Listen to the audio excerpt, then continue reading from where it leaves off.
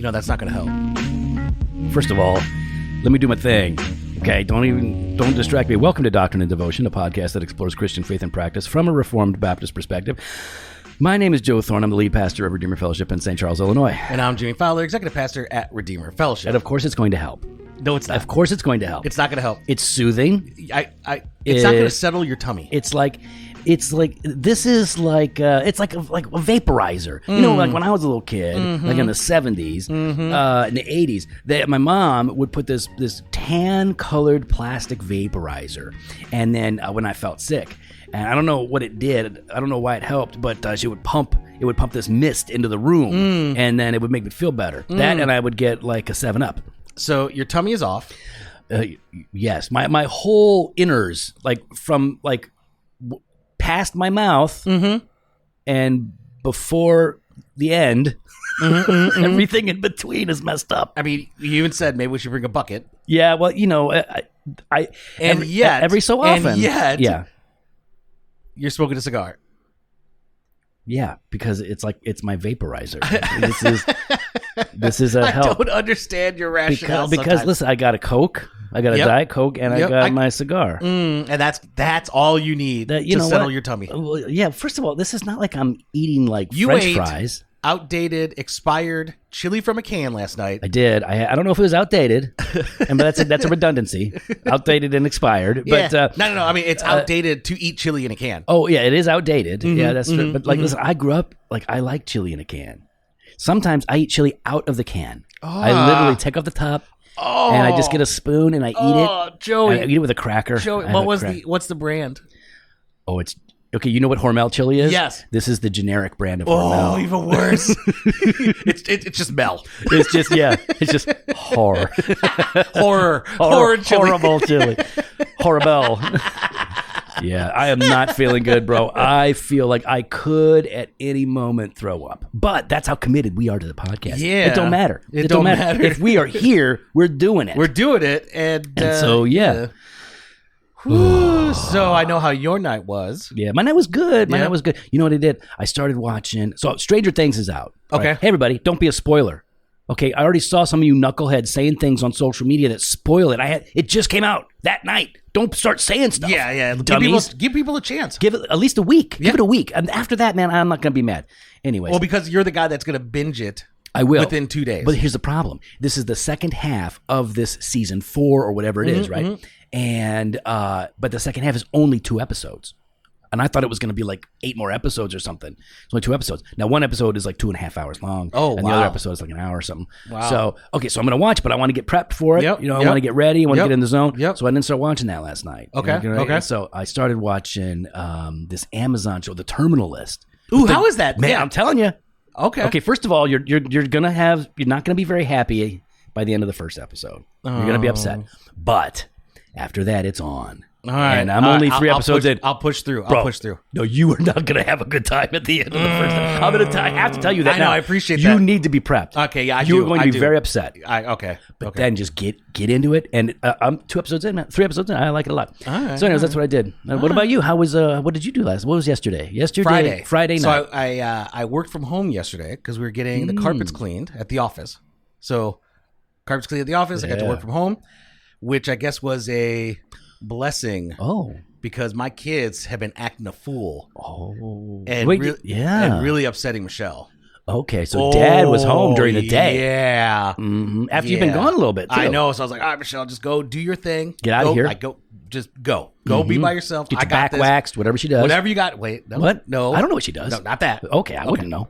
I was like, just go, enjoy. Mm-hmm. I'm going to take care. Mm-hmm. And man, those kids were... So they had to clean. Yeah. And clean. Mm-hmm. And then they did a bit more cleaning. Who's the best at it? Elias. Really? Elias is the best at it. And they can be a bit slow. And then it's like, you know Slow's me, man. Okay. Yeah, if you get it done. But that's just it, though. They say they get it done, and then I go inspect, and I'm like, this is not done.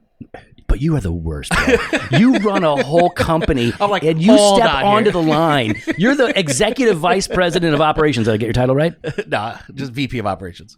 Okay, VP of operations. I'm sorry. Vice president, yeah. Vice president of operations. And you'll go out and on the line and you'll do the white glove test, metaphorically, but almost literally. No. Is it a white glove test? Or is it just a finger test? It's finger test. Yeah.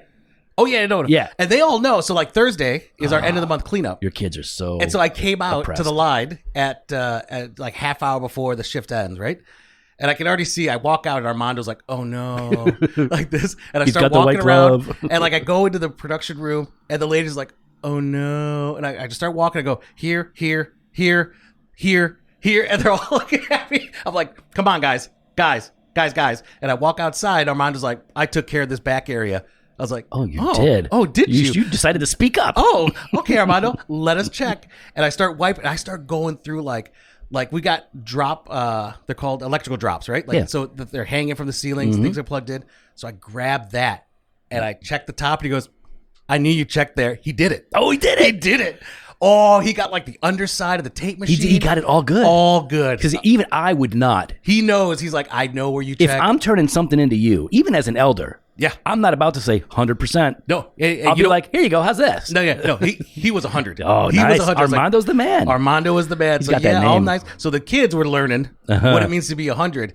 And let's just say, out of all my kids, which one of them do you think is most like me? Ariana. That's it. Yeah. Oh, yes. Very much so. She's been really acting a fool. So much so that she understood this morning.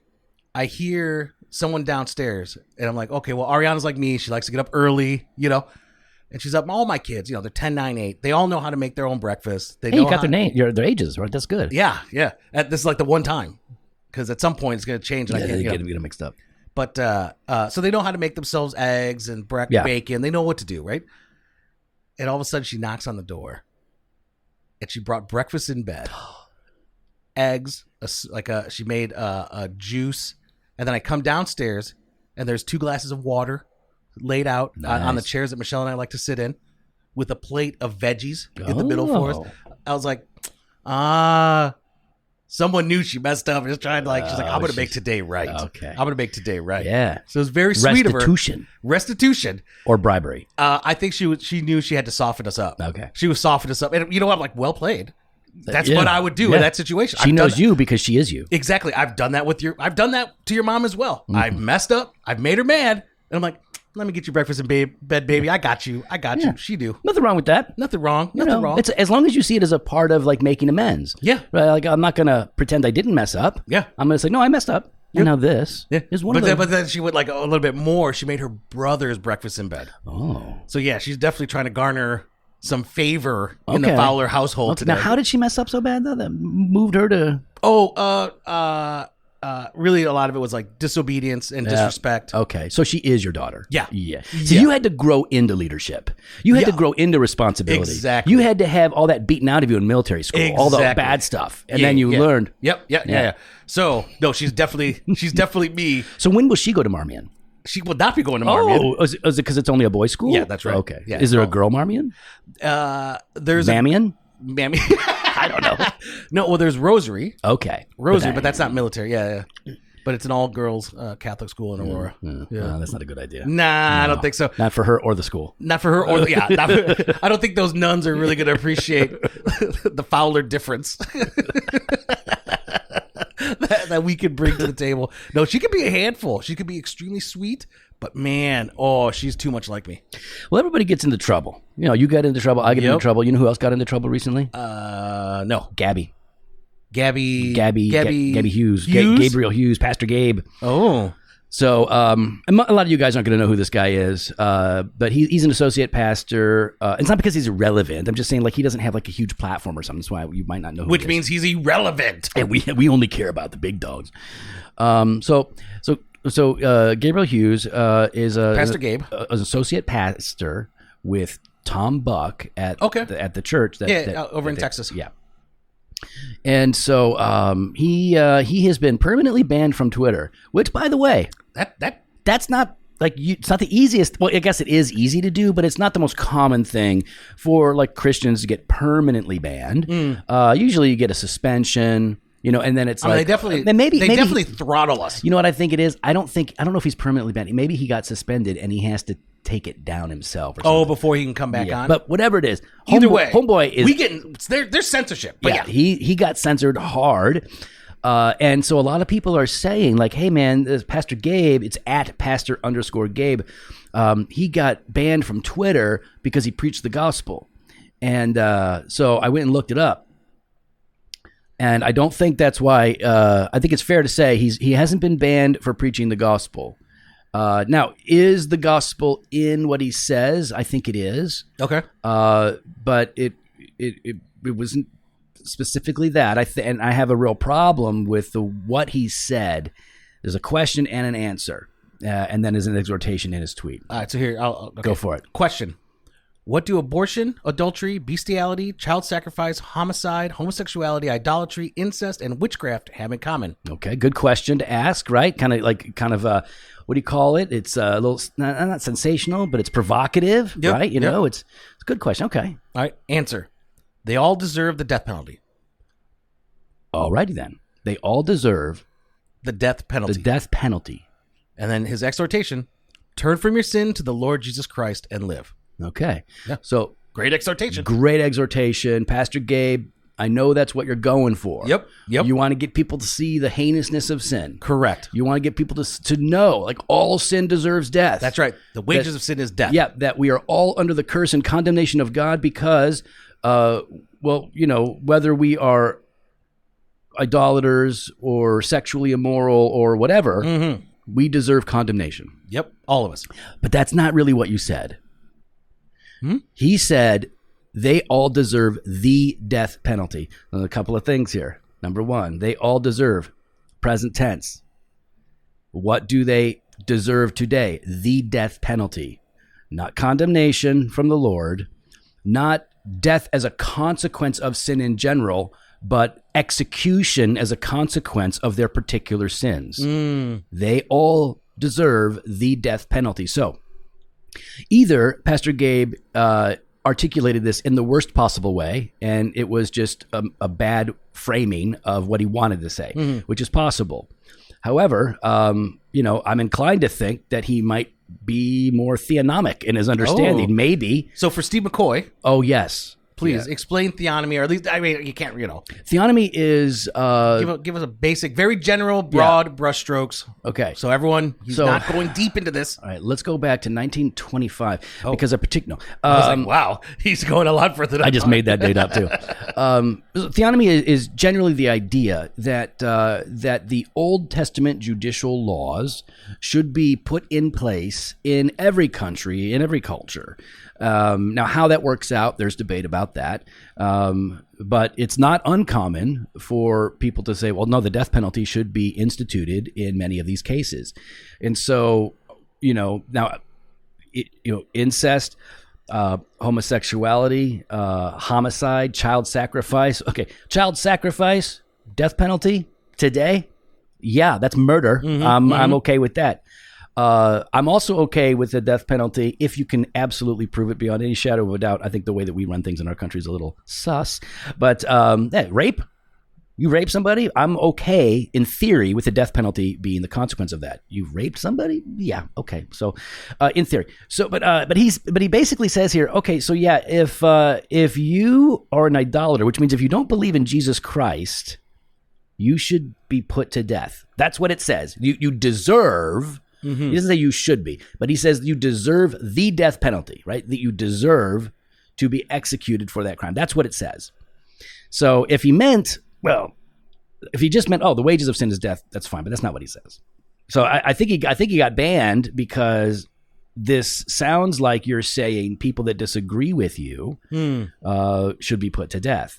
And this could therefore, in the mind of Twitter, I'm guessing, incite people to violence, which, I don't think this incites people to violence. No. I don't tend to buy that line of thinking. I think people that are prone to crazy violence aren't going to be moved by a guy's tweet. I think they're moved by their own machinations in their head. Yep. I don't think it's, what was it back in the day? It was. I don't think it's Ozzy Osbourne or what's the guy who's like androgynous? Marilyn Manson. I don't think it's Marilyn Manson. Yeah. Or whatever. Or the Doom video game. Maybe they are drawn to some of those things, but anyways, so he got banned, and I just want to say, hey, let's first of all, Twitter's going to Twitter. All right.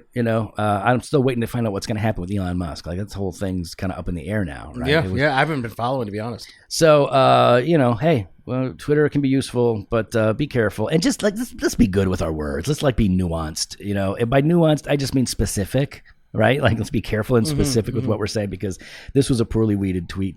Poorly worded. What? It was a poorly weeded tweet. Poorly tweeted tweet. It was a poorly. My game is off. Yeah, and I'm willing to say that. Yeah, I'm willing to say it is. But I would say that the cigar is helping. Oh, is it? Is it now? All right. So you know what would also help? Oh, go ahead. I was gonna say, what would also help? What's that? Is we got the 4th of July coming up. Living on less isn't easy, especially in this economy. And while we can cut back on certain expenses, like going to the movies or getting a better car, there are some expenses we cannot avoid, like healthcare. The cost of health insurance has skyrocketed in recent years, and visits to the doctor or the ER are more expensive than most even imagine. My son had to take a trip to the ER by way of ambulance recently, and the cost of the trip to the hospital alone was dumbfounding. Well, there's a solution to the rising healthcare costs. Christian Healthcare Ministries. This is America's longest-serving health cost sharing ministry. As a health cost sharing ministry, members carry each other's medical bills and lift each other up in prayer. Since 1981, they've satisfied billions in eligible medical bills for hundreds of thousands of Christians. Could you or someone you know benefit from joining CHM? Check them out today. Visit chministries.org/podcast to learn more. That's right, it's America's longest-serving health cost-sharing ministry. chministries.org/podcast.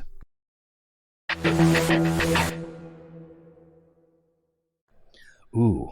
So what do you think would help me feel better? Probably a display of patriotism within the service on the Lord's Day. Didn't that guy Jeffress, didn't his church sing? In fact, I know they did. I don't think it was on a Sunday, but they sang a hymn called Make America Great Again. Oh. You can Google that. Is that the one that also shot off fireworks inside? Yeah, they're big 4th of July kind of a church. That's interesting because I see it on the Baptist. I'm sorry, guys. I'm on it all the time, but I don't know the name of it. Is it the Baptist Standard? I don't know. The Baptist Review? TBR, the Baptist Review. The Baptist Review, yeah. It's a Facebook page. So, but every year some guy's on there, hey, what do you guys think? What are your thoughts? And I'm always like, how is this not settled for everybody? But it's not. People are processing, and some people are younger and they're just now starting to think about it. And some people are in unique situations in their churches where, so you wind up in a church that's been around for 50 years or 100 years, and you're like the new guy, and you show up, and oh wow, some woman, and I'm not stereotyping. Oh, I'm not stereotyping. Forgive Joey, he's not feeling well. No, it's not that. No, but okay. Listen, in Baptist churches, 100% of the time, if there is a person who likes to decorate the sanctuary for special 100% hard facts, son. 100% of the time. Facts. 100% of the time. If there is a person that's decorating the sanctuary for a holiday, it's a woman. Now, I'm sure most of them do a bang-up job. But in some churches, they bring out the flag. One guy put up a picture. He's like, okay, so this lady decorates our sanctuary, does a great job, but then for every 4th, she puts up the American flag, and she puts this poster up. And it's like an eagle and the flag. It's like the whole thing. Then he's like, wait, hold on. Eagle flag Jesus? I don't know if Jesus was in it. Maybe a cross. I don't remember. Oh. I should look it up. It's even worse. Oh, my gosh. So he was like, guys, I've just been I think he was saying something like, hey, you know what? I'm trying not to make waves about some of these secondary issues. I'm focusing on bigger things. But he's like, should I say something? What should I do? Yeah. And we've talked about this before, but it's you know what? This drops on the 4th of July. Yeah. How do you feel about the 4th of July, Jimmy? I love the 4th. The 4th is great. I think it's fantastic. Why is it great? What's so great about the 4th? Slavery. What? Oh, I was trying to guess what you were going to say. Oh, goodness. Because, what is wrong with you? I'm guessing what you were going to say. I'm just saying, listen, I love America. Yeah. Oh. We've got our baggage. Yes, we do. But I still love America. Some baggage with some rotting corpses in them even. Well, a lot of countries got that baggage too. Every country does. Right? Every country does. And the opportunities that we have here, the freedom we have here, I quite enjoy. Absolutely. Enjoy. Would you rather have been born in any other country? No. Yeah. I mean, it's like, it's a Listen, there was a guy going around asking like, "Hey, are you proud to be an American?" He was interviewing all these people, and pretty much all the people that he interviewed that were younger were like, "No, why? I don't." And then all the old timers were like, "Well, heck yeah, man, I'm proud to be an American." And I wish that I was there because I thought like, you know what I would say? I would say like, I don't like to use the word proud in most cases, so I wouldn't say that I'm proud to be an American or white or even a Christian, though I think there's a sense in which you could use that word, but I would say I'm honored to be an American. That's because right, what privilege comes for everybody who lives here. And I'm not saying that there aren't various kinds of privilege, but what privilege there is to be born in a country where you are actually free and you have so many means of advancing. Yeah, man, America's I like the 4th of July. I like America. I love America. Love it. And listen, I've traveled. I understand like the mentality. Some people, especially in other countries, of like arrogant Americans. Like I see it. We can be. Yeah, we can be. Yeah, right. And I get that, but I don't understand. Like you're talking about the young, like a younger generation. This like it's hip or somehow it's I don't know. I'm so open minded that I automatically hate America. Yeah, I don't get that. Go like you know what I mean? It's like I understand that there's some issues, but man, just this wholesale like thought process of there's a lot. Well, there was a famous picture that was floating around where there's this young girl wearing a T-shirt that says, "You have more freedom in North Korea than you do." How foolish are you? Well, that's what I mean. Is like most of this stuff I don't think is backed up by any facts or reasoning. I think. I think some people are appropriately sensitive to the problems in our country. Yeah. Right. Let's just say it that way. But they don't see the good and the positive. They don't see what's right about this country, and they aren't really able to compare it because they don't have any, like you were saying, they don't have any frame of reference for other countries and how those countries function. Correct.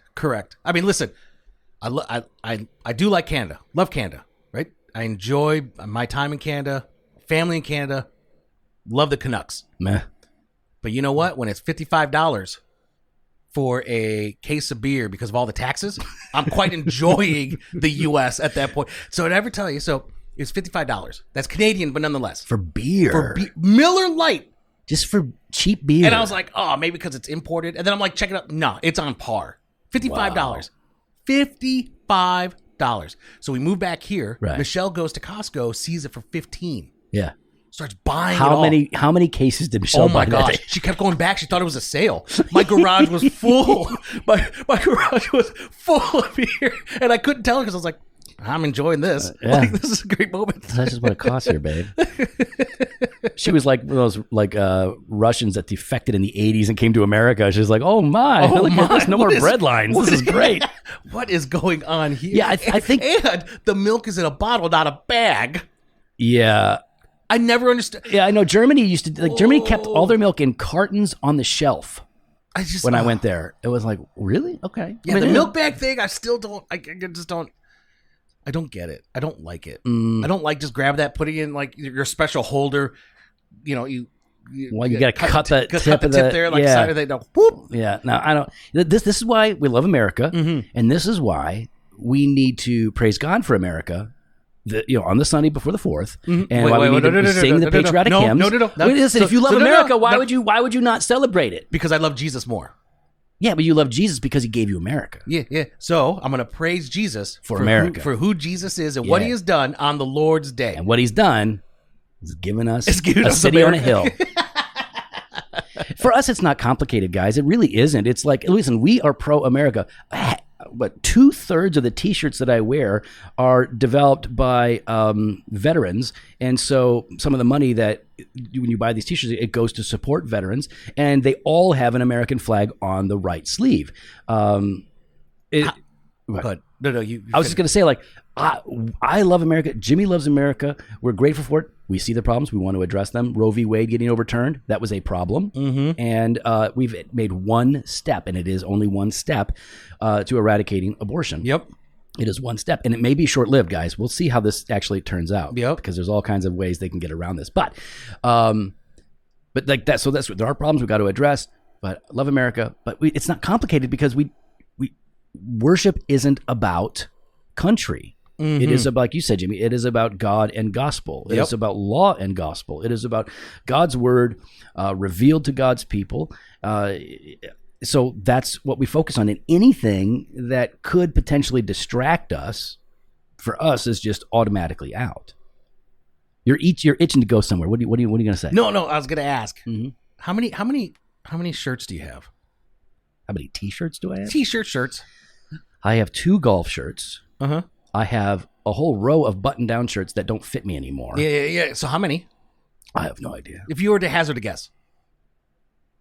10 shirts that don't fit me. Okay. That are buttoned down. So far you're at 12. And then I probably have 10 T-shirts. Okay, so you're at 22. Okay. Yeah. Michelle sent me a photo of my closet. How many shirts? And she goes, there are 81 shirts hanging right now, and I still have one more load of laundry. Decisions will have to be made. Listen, let's talk about being a man, because I'm concerned about the ultimatum your wife just implied there. We've got decisions to take, or what? You're going to not do anything? Is that really what's going on? Because like Jimmy, you always say, well, it's all for man. It's all for different occasions, you know? Like, okay. So the only thing that's disappointing me about this is that you don't have high ceiling closet. I want you to have high ceiling closet. That's pretty high. No, that's an 8-foot ceiling. I want you to have, that's a normal ceiling. I expect Jimmy Fowler to not only have those clothes, but to have like rich mahogany lined high ceiling closets with a stained glass window at the back. That's the kind of closet I want you to have. But no, man, look, I got like that is a lot though. Yeah. There are a lot. You don't need shirts and then shelves for all my shoes. So are we going to have some donations to Clothes Closet coming up here? Is that what you're saying? Wait, what? Oh.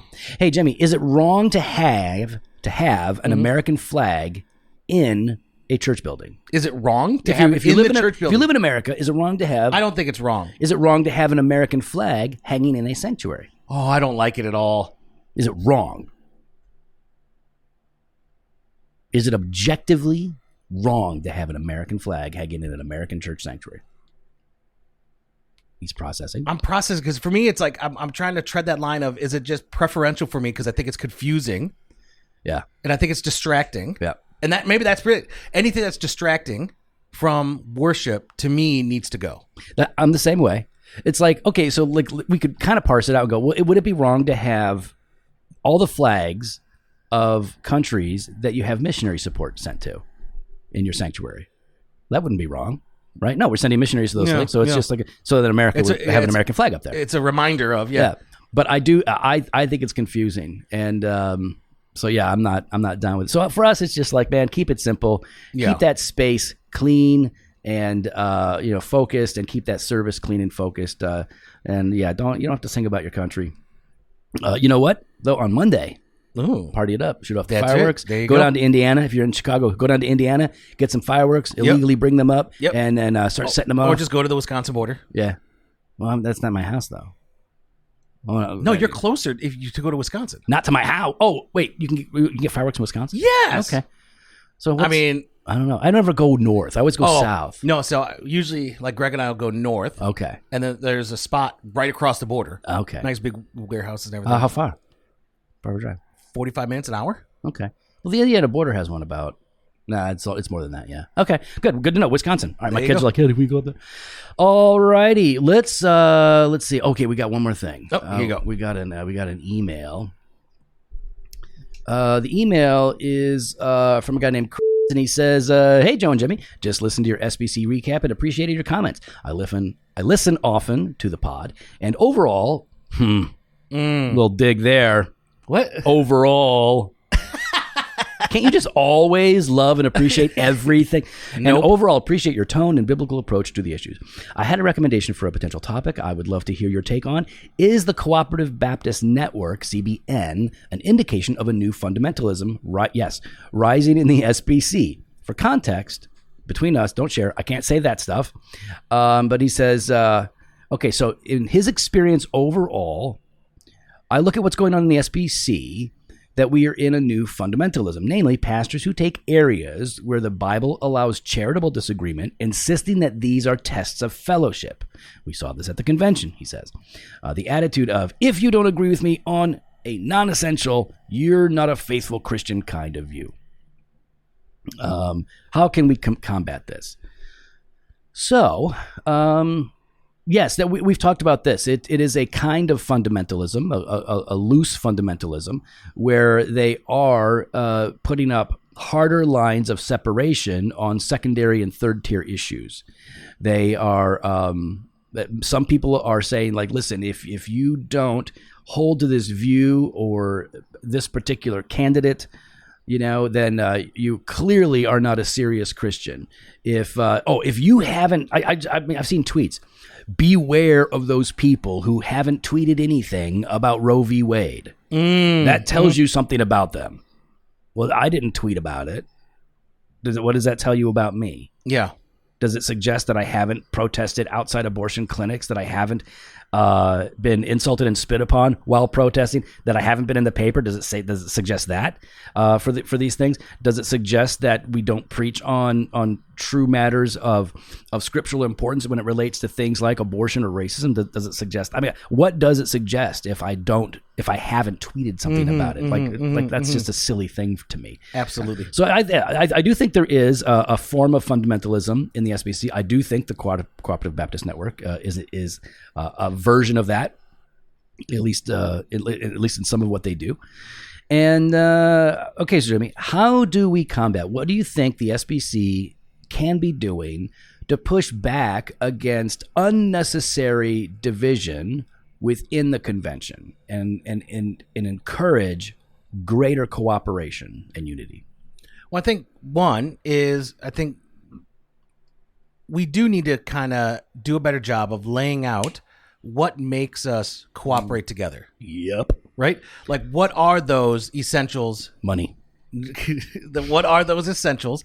Like, when we talk about the Baptist faith and message, I mean, listen, I think I'm probably going back to something we had said. Sure. One of Adam Greenway's suggestion was looking at how aligned to the Baptist faith and message does a church need to be to associate. I think that's actually really important. Yeah. Because it's not just, hey, here's how we guide, like, this is our guiding, this is what we're using, but then that should mean then the churches are signing off on that. Right. And saying we are aligned with this. Yeah. There needs to be, and I get it, like, oh, we're not a denomination. Listen, we're a denomination. Yeah, it's a bad understanding of denomination. Who, me? Those people that are saying, like, oh, we're not a denomination. They're using a faulty definition. Correct. But I for all intents and purposes, like, we are aligned. We're supposed to be aligned. We're supposed to be a close association. We're supposed to.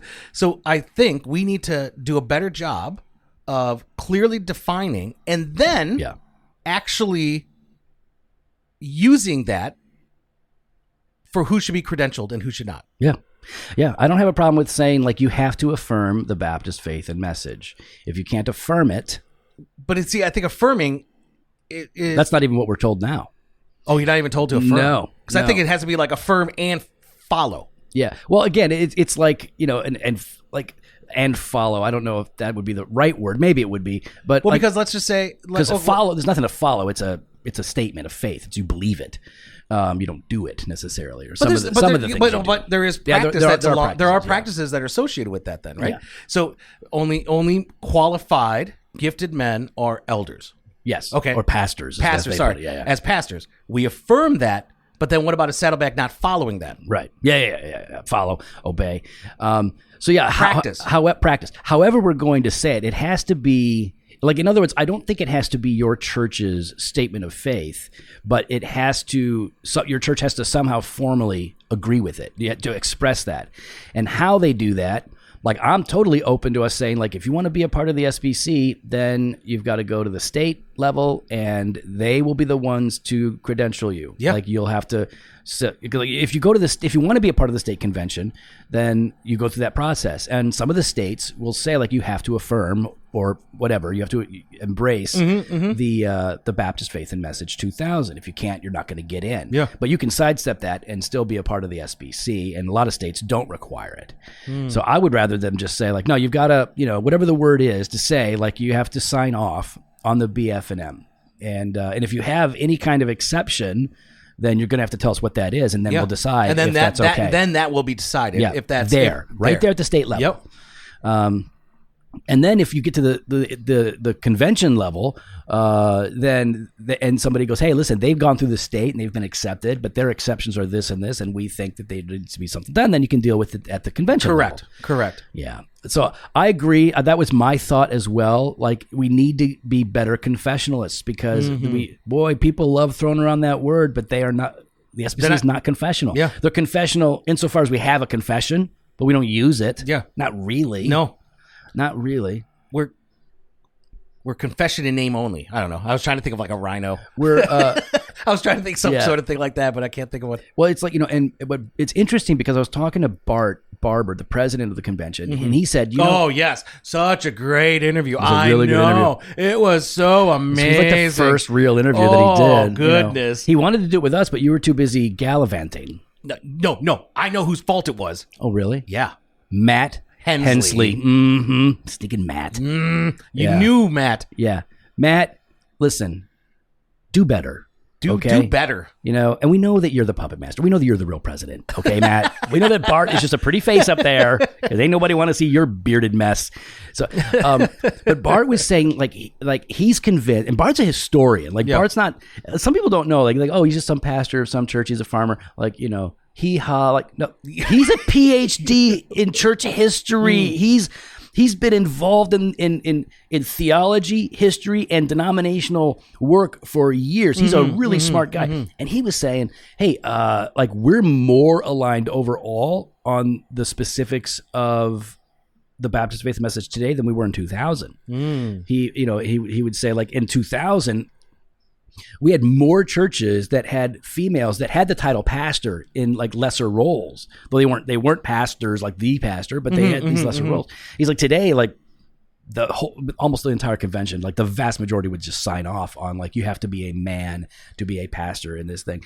But we've got to do work on how we actually get to that with the SBC. So yes, Jimmy and I, we answer with confessionalism. That's it. That's the answer. That's it. All right. Well, listen, Jimmy, if they want to support the podcast, what do they do? How can they help be a part of what we're creating here? Well, one, following us online on Instagram, Twitter at Doc and Devo, or on Facebook /Doctrine and Devotion. You could also support, though, by getting in on that all access content. It's good stuff. Like, you could sign up and you could click the link on your podcast player for this episode that says support this podcast, or you could head on over to doctrinedevotion.com /all access, and there you can register. Man, our subscribers, they get a free weekly devotional meditations Monday through Friday, and the Banter Truth pod. It's freakly. That's a good word. That's a good new t-shirt. New t-shirt. Freakly podcast. Freakly content. And you get Banter Truth on Tuesdays. For those of you that want some gear, you head on over to jofostore.com and you can grab it right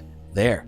I feel bad, man, because some of these people that aren't all access members are going to miss out when we're going to talk about recovering discernment from the discernment bloggers on the Tuesday's Banter of Truth episode. Is that what's coming up next? Mm-hmm. All right, then. Later.